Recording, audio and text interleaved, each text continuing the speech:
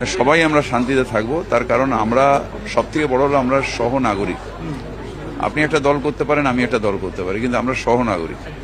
যদি আমাদের কারোর একটা ইনজুরি হয় বা গন্ডগোল হয়, অন্য নাগরিকের ডিস্টার্ব হবে, আমার নিজের ফ্যামিলি ডিস্টার্ব হয়, আমাদের এই রেষারেষি মারামারি থাকে, তাহলে শান্তি যদি না বিরাজ করে আমাদের কারোরই সেটার জন্য ভালো না বা আমরা অভিপ্রেত নয়। रुको जरा, सबर करो, बोला धक्का बुक्की नहीं करने का, आराम से लेने का। हाँ